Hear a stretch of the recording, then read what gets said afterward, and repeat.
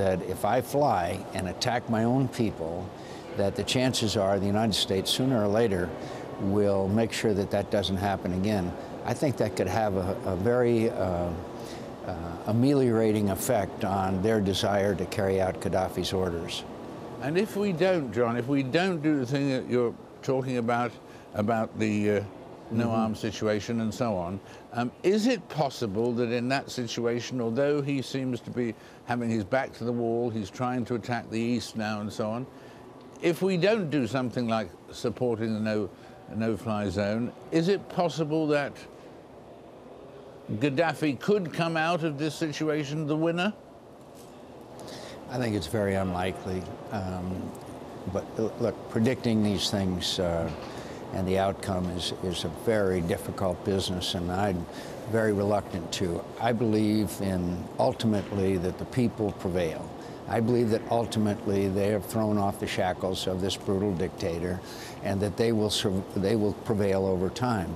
The question is, how long and how many innocent people are going to die before that event happens? And I think that that time frame could be shortened by responding to the requests of the people who are fighting and dying in Libya as we speak to impose a no-fly zone so that they can't be shot at and killed from the air. It does underline the fact that issues of foreign policy and so on do impinge on the elections in the United States to a tremendous extent, really. Once again, foreign policy is top of the page.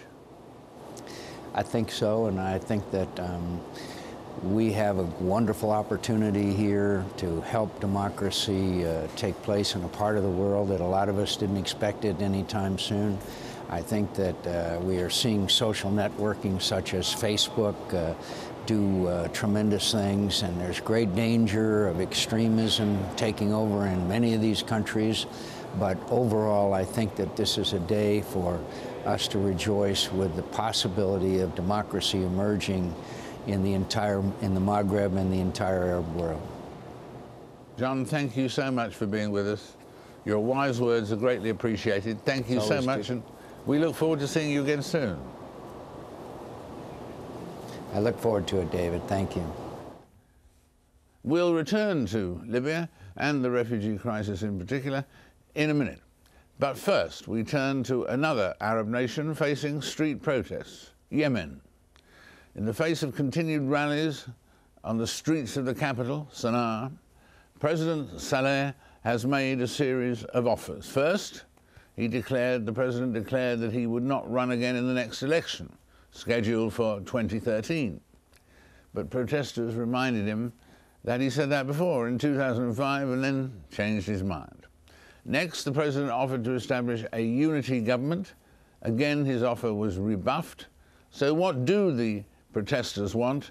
I'm joined now from Sana'a by a leading protester and activist, the lawyer Khaled Al-Ansi. Mr. Al-Ansi, welcome. Good to have you with us.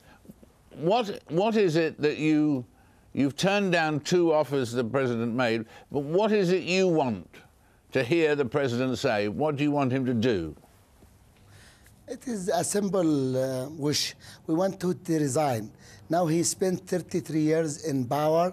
It is not a Republican country. He make it a kingdom country. We want him to leave the power. He owned this country and make it under his name and his family name, and make the people in trouble, in war, in conflict. I think we deserve to live a good life like other people, like other countries. He introduced this country as example for terrorism, for extremes, for kidnapping, for corruption, and now for Balatija. We are a good people. We love peaceful, we love democracy, we love freedom, and I don't know why he introduced himself during the last years as a role for the leader who respect human rights, who respect democracy, and when the people ask him to leave the power, to resign, he refused. So you think he should resign, to resign now, resign soon, not at the end of the year? You think he should resign soon and what, leave the country? Yeah, We ask him to resign now, not tomorrow, not after 1 hour.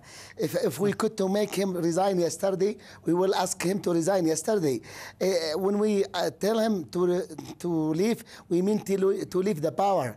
I am a human rights activist, and I will not ask any Yemeni to leave the country. And also, he has to stay in Yemen because we have the right to trial him, to investigate him about the bad thing that he did during his period in the power. So what you want to see is the organization, the government that takes over from the president, assuming he goes, you would like it to be a democratic government.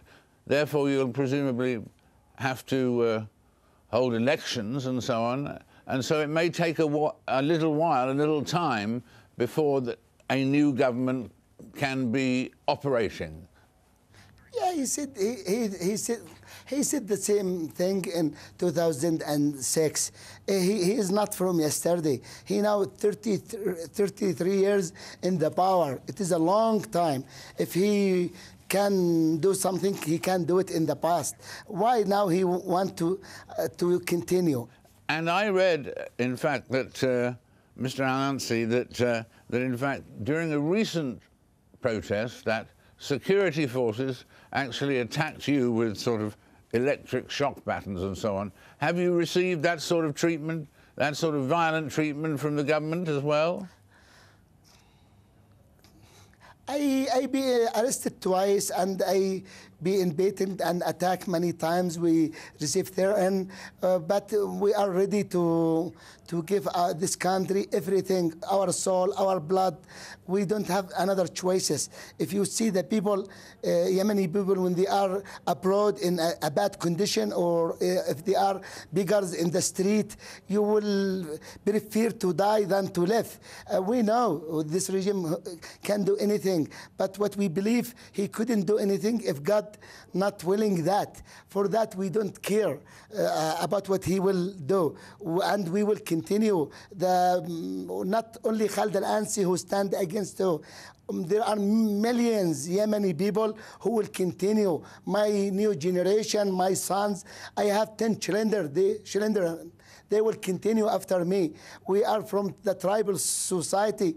We will continue. And now a good thing, the tribal leaders join us. There are anger inside the security body, inside the military. We receive every day many people from the police security, from the military, from the tribe, who announce their supporting and ask for peacefully change.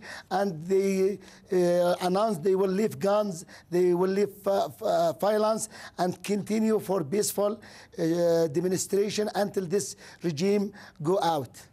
Thank you very much for joining us, and we hope to welcome you back to the program again. Thank you. Thank you for AlJazeera. A huge humanitarian disaster. That's what will happen, according to the UN High